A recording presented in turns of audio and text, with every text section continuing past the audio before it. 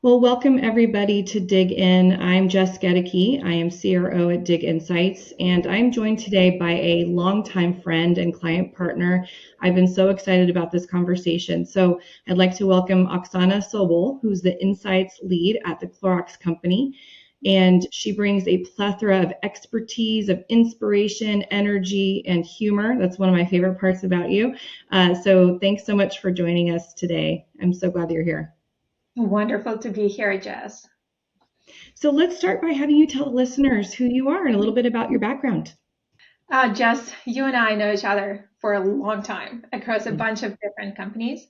Presently, I lead insights at the Clorox Company, building a faster, leaner, and more consumer-obsessed organization. Prior to that, I've had the good fortune of being able to rotate through a number of distinguished CPG companies, including doing work for Mondelez, Kraft, Johnson & Johnson, Unilever, Procter & Gamble, many others.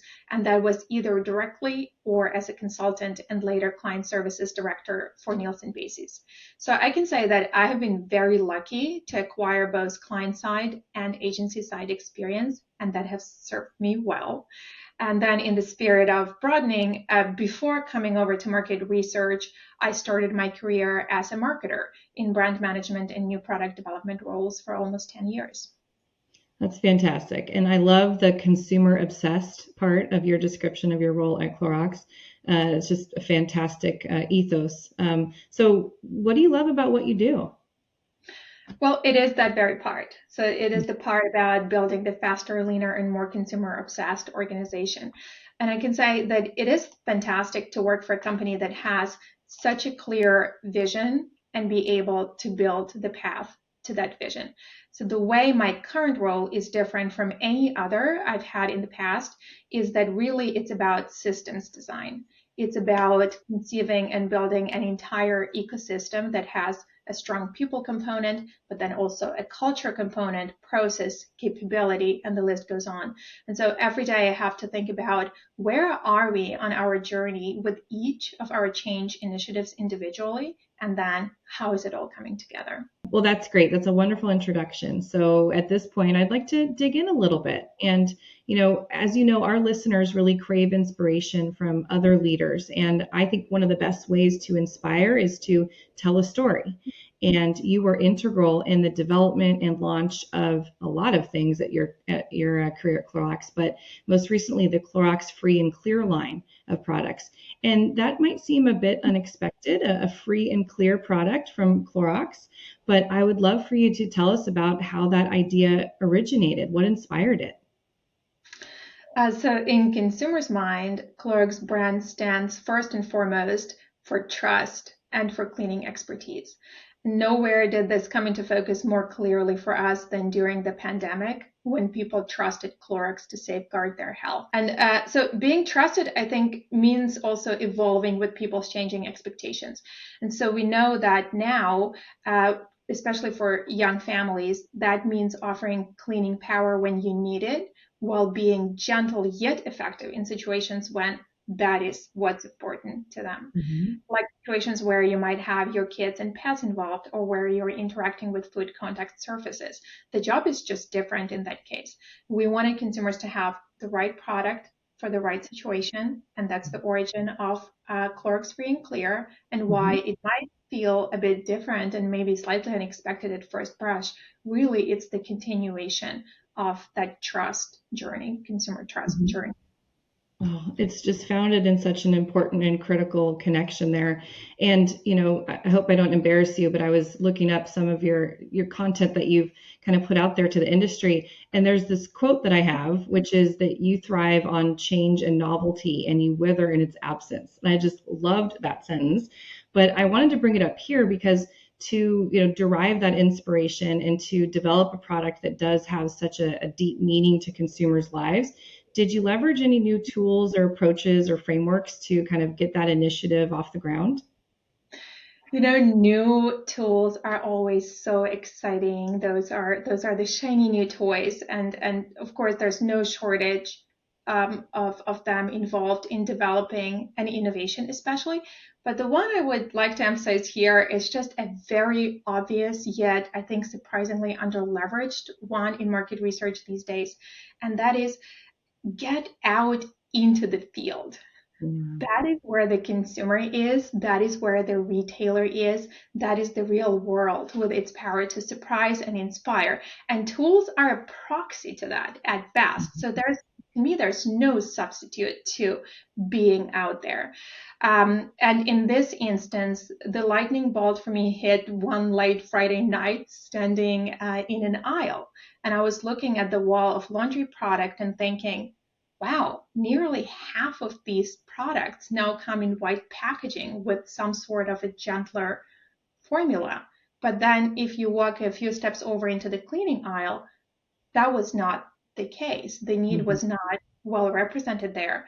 And so that's when I got home and started looking at the data. What does the data say to either invalidate or substantiate that hypothesis? What percent of various categories are now comprised by gentler versions of products? What do tools like our need states maps say?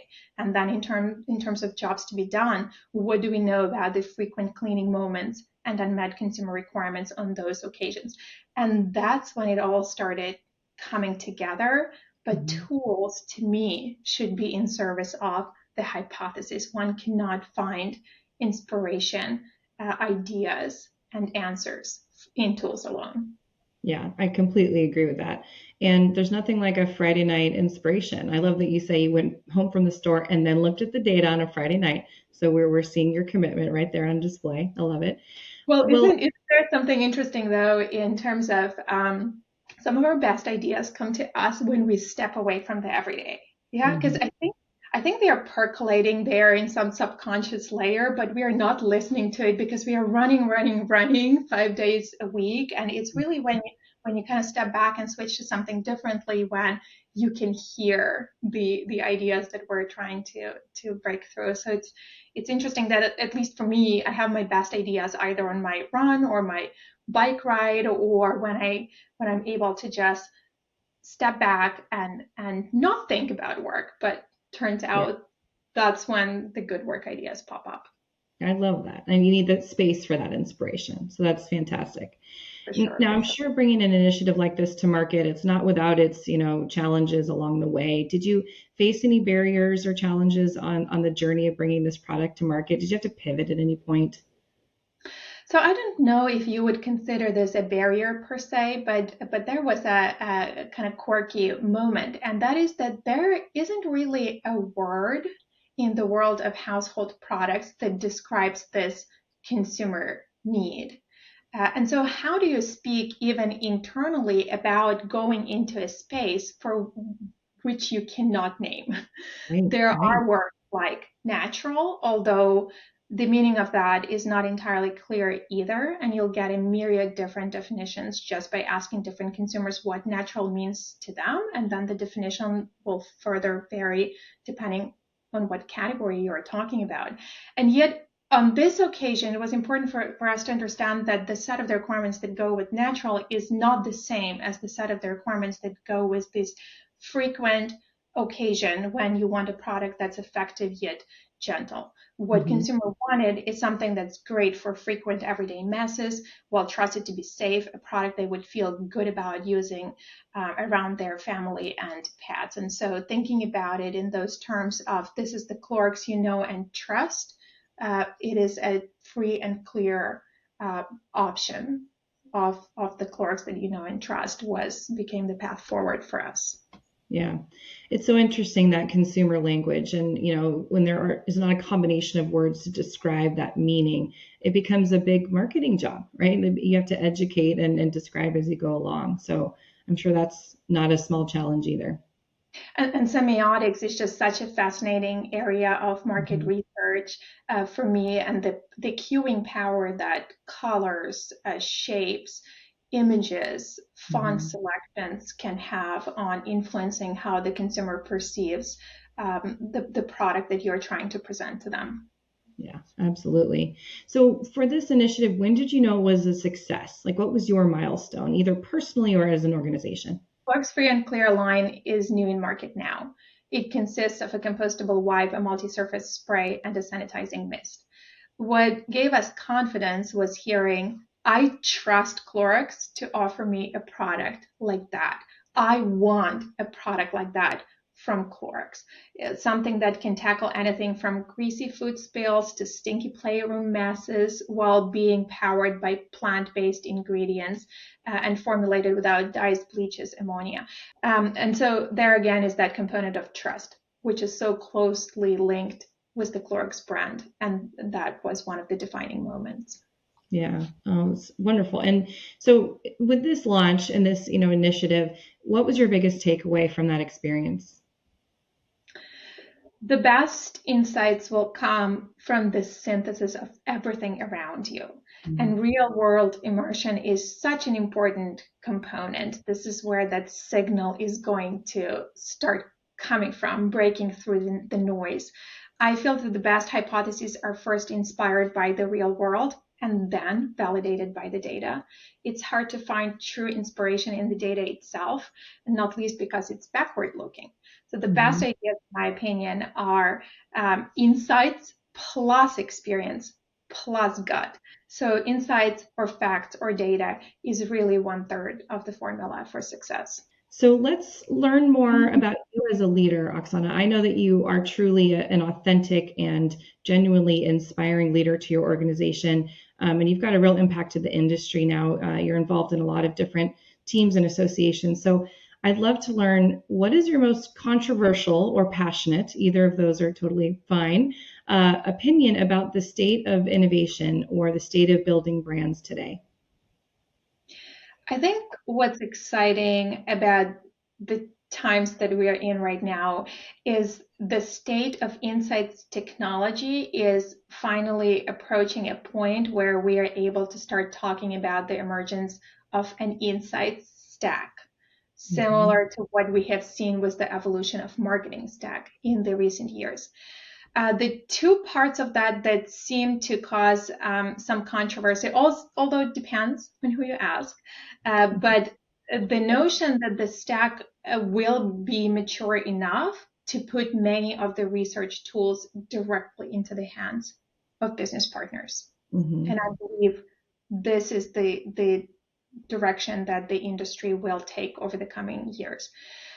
If you think faster, leaner, and closer to the consumer, which is the journey that we're on in Clorox, you actually want to reduce the distance between the decision maker and consumer insights, including being able to generate insights on demand on their own when that is appropriate. And the second part of that, I think it's not so much controversial as it is to be defined over time. And that is, what is the right answer to the human-machine collaboration component with AI, with generative AI? But I don't think this will be a question that will be settled once and for all, because really human-machine interface in all spheres of our lives is evolving right now and will continue to evolve and change.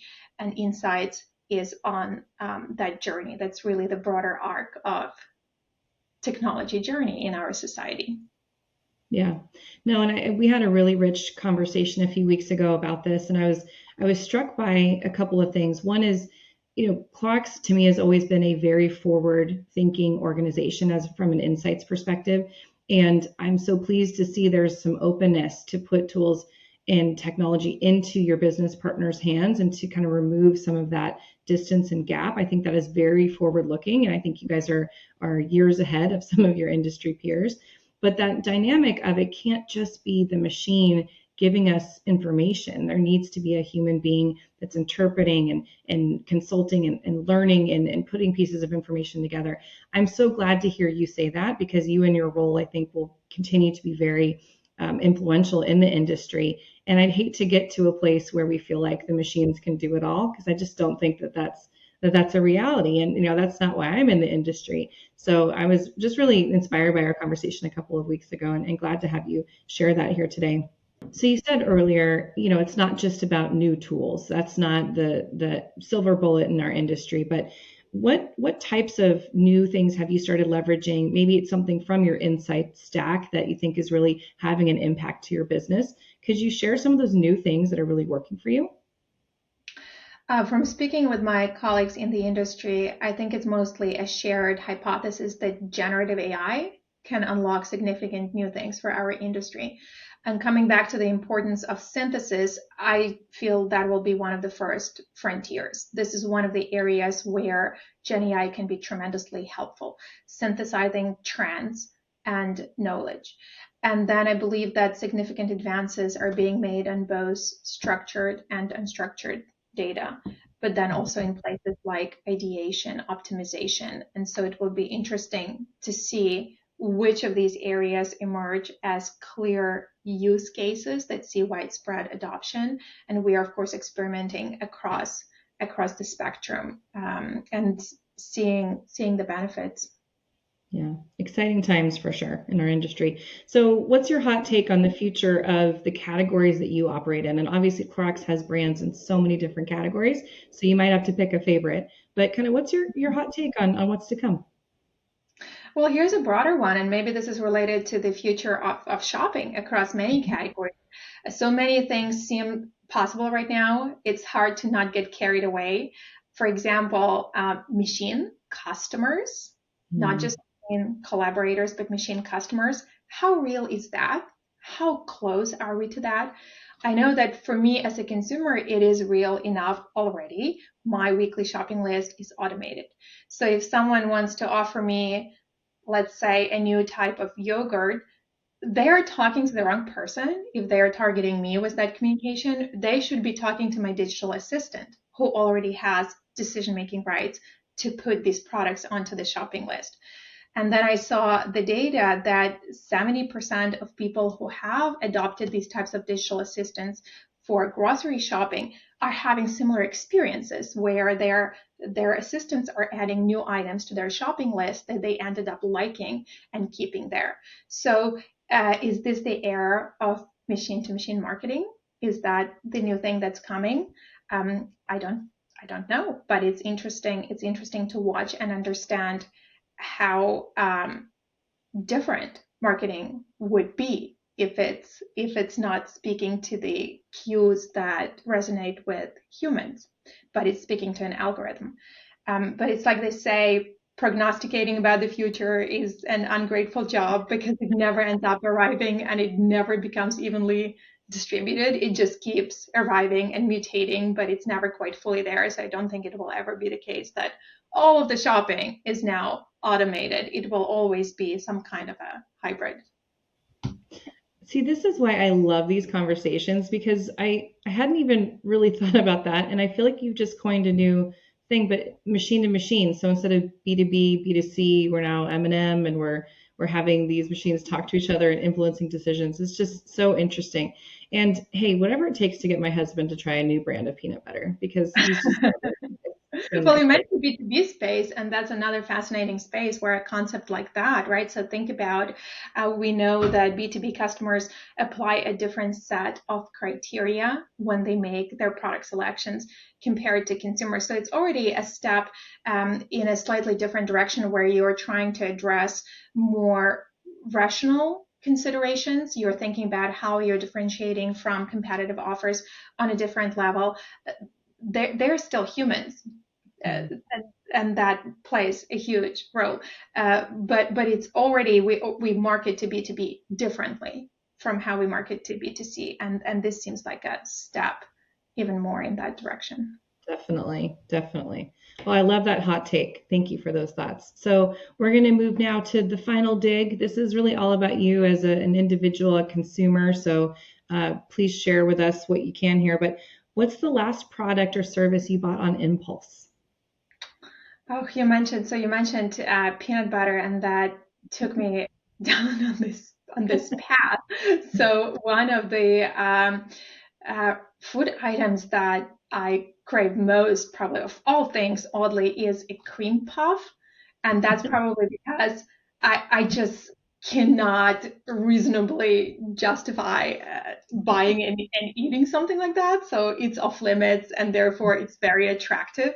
But then this week I saw in the frozen section these things that look like just teeny tiny cream puffs, and each of them is only 40 calories. And I thought that was fascinating because someone who designed that product had to understand their consumer target's tension really well to come up with something like that. So that was a rare item that I got without my digital assistant's permission.